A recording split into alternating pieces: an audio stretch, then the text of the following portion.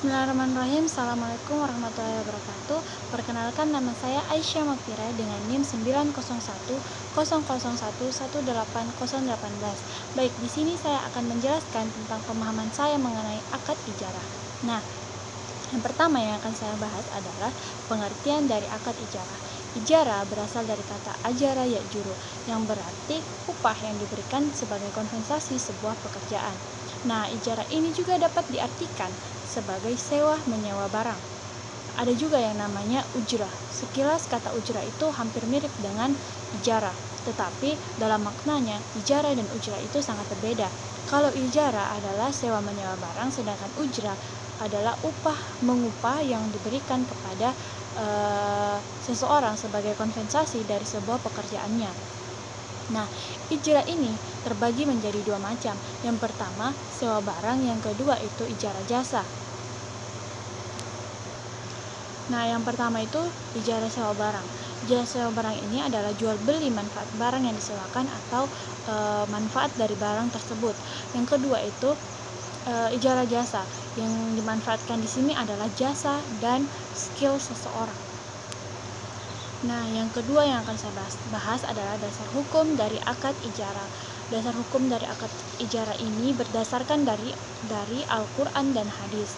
Nah, kalau di dalam Al-Quran, akad ijarah ini terdapat dalam Quran surah Al-Talaq ayat 6 yang berbunyi fa'in ardokna lakum fa'atuhunna, yang artinya kemudian jika kamu menyusui anakmu untukmu, maka berikanlah upah kepadanya.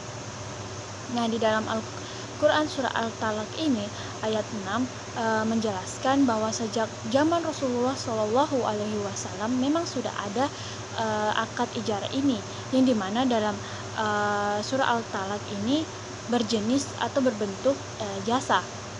Jadi pada saat itu seorang ibu meminta tolong kepada ibu lain untuk menyusui anaknya.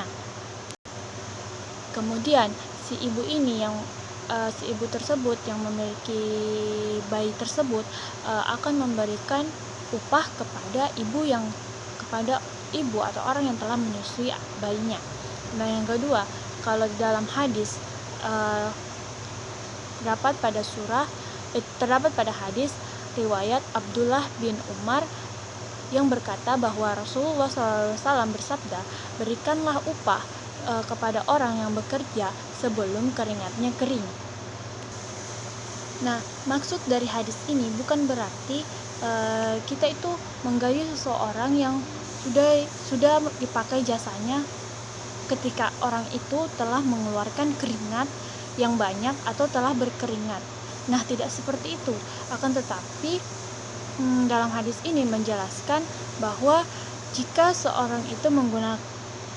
kita atau seseorang menggunakan jasa orang lain atau tenaga kerja orang lain, maka kita berhak dan kita wajib menyegerakan memberikan upah kepada orang tersebut. Begitu juga kepada kalau kita umpamanya kita melakukan transaksi akad sewa barang. Nah, yang ketiga yang akan saya bahas adalah rukun dan syarat akad ijarah. Yang pertama, rukun dari akad ijarah ini yang perlu diperhatikan, yang pertama harus ada pihak yang menyewa atau mustajir. Yang kedua, harus ada pihak yang menyewakan atau mujir. Yang ketiga, harus ada barang yang diijarahkan, entah itu manfaat barang ataupun jasa. Dan yang terakhir adalah harus ada ijab dan kabul. Kemudian syarat-syarat dari akad ijarah ini ada 4.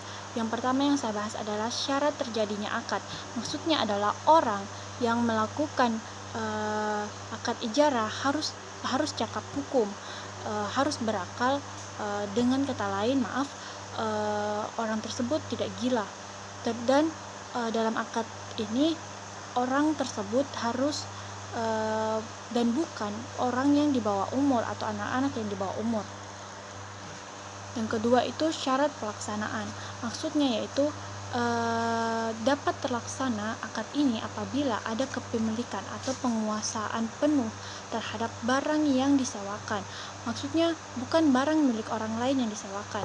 Contohnya adalah seperti misal si saya menyewakan sebuah rumah. Nah, tapi rumah itu masih rumah itu masih dalam angsuran atau masih dalam cicilan. Kan itu belum menjadi milik saya, masih miliknya bank. Nah, tapi saya menyewakannya kepada orang lain. Oleh karena itu, pada transaksi ini akad ini tidak berlaku atau akad ini menjadi rusak.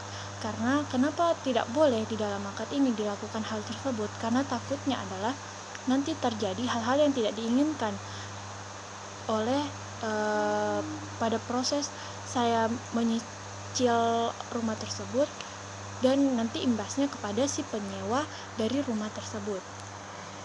Yang ketiga adalah syarat sah, dan yang keempat adalah syarat mengikat. Nah, di dalam syarat mengikat, barang itu harus terhindar dari cacat dan yang dapat menghilangkan fungsinya, dan juga terhindar dari uzur. Uzur itu merupakan halangan atau kendala yang didapat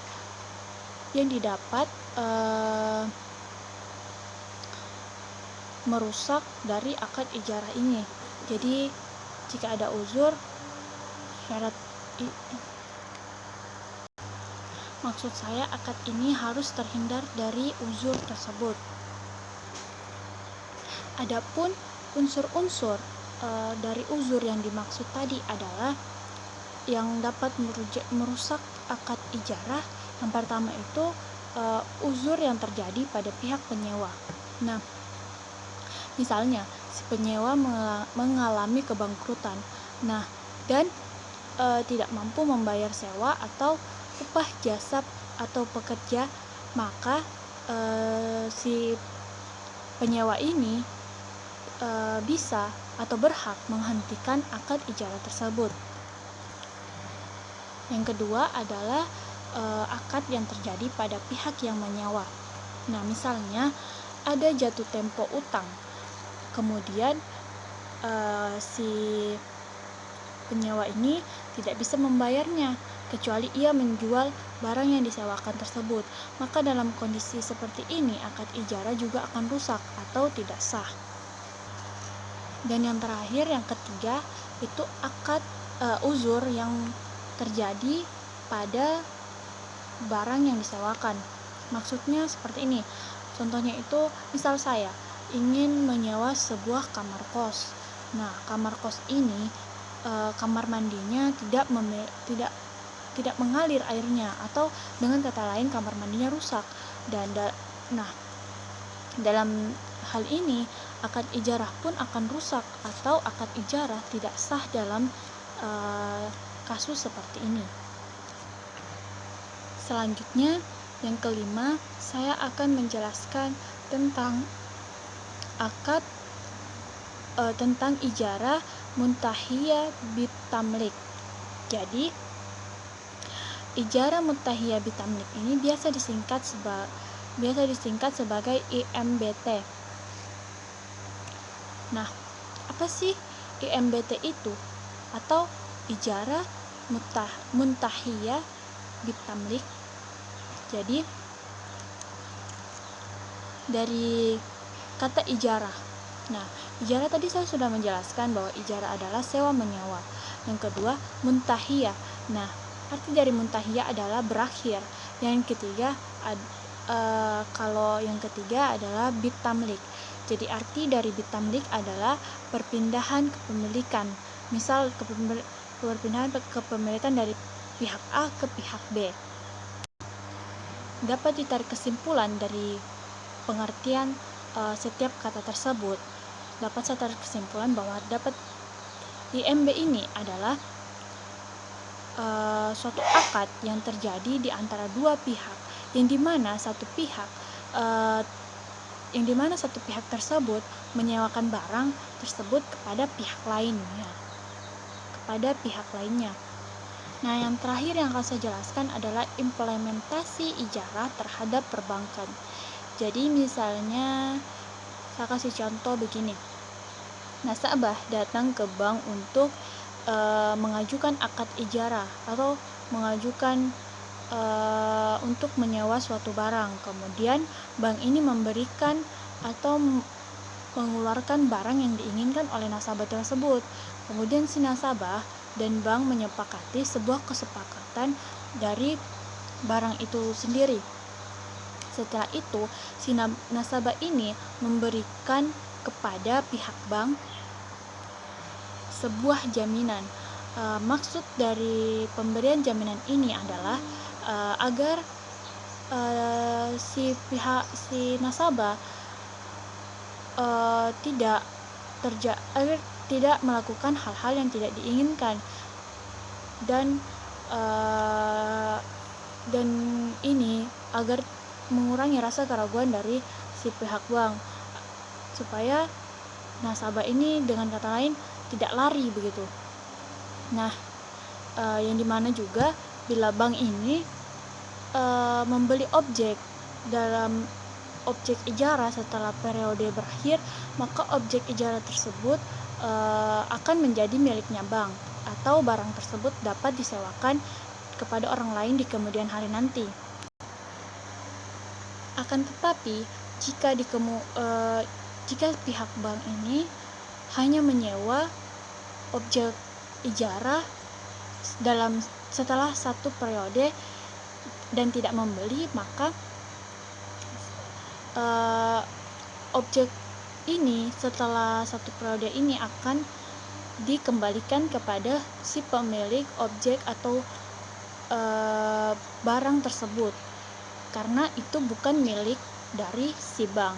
Nah, mungkin sekian yang dapat saya sampaikan, Bu.